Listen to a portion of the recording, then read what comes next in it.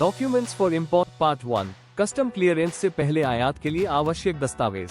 इन दस्तावेजों को आपके आयात खेप के कस्टम क्लियरेंस के लिए CHA कस्टम्स हाउस एजेंट के माध्यम से कस्टम विभाग को प्रस्तुत करना अनिवार्य होता है।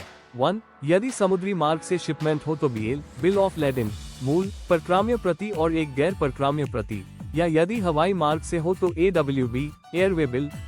2.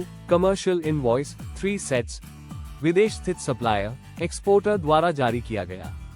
इसमें उत्पाद का विवरण, मूल्य, मुद्रा, भुगतान की शर्तें और कुल मूल्य होता है। 3. PL पैकिंग लिस्ट 3 सेट्स खेप में मौजूद प्रत्येक वस्तु का विवरण होता है, जैसे मात्रा, वजन, आकार, पैकिंग प्रकार और यदि लागू हो तो कंटेनर वाइड स्थिति। 4. COO certificate of origin preferential non preferential, ये प्रमाणित करता है कि वस्तु किस देश में बनी है। व्यापार समझौतों जैसे साफ्टा, सपा आदि के तहत प्रेफरेंशियल ड्यूटी का दावा करने के लिए आवश्यक होता है। मूल प्रति में फर्स्ट, थर्ड और फोर्थ कॉपी होनी चाहिए। 5. Insurance certificate original subject to condition अगर इनकोटर्म्स CIF या CIP है। जब आयातक इंश्योरेंस के लिए उत्तरदायी होता है, सिफ या CIP इनकोटर्म्स के अंतर्गत, तब यह आवश्यक होता है। ये ट्रांजिट के दौरान क्षति या हानि से सुरक्षा प्रदान करता है। 6. Phytosanitary certificate original subject to condition यदि आवश्यक हो, अन्यथा नहीं। कृषि या पौधों से संबंधित उत्पादों के लिए अनिवार्य। इसे एक्सपोर्टिंग कंट्री की प्लांट क्वारंटीन अथॉरिटी द्वारा जारी किया जाता है। 7. Fumigation certificate original subject to condition यदि आवश्यक हो, अन्यथा नहीं। लकड़ी के पैकेजिंग या कृषि उत्पादों के लिए आवश्यक होता है ताकि यह प्रमाणित किया जा सके कि उत्पाद पेस्ट फ्री है। इसे अधिकृत फ्यूमिगेशन एजेंसी द्वारा जारी किया जाना चाहिए।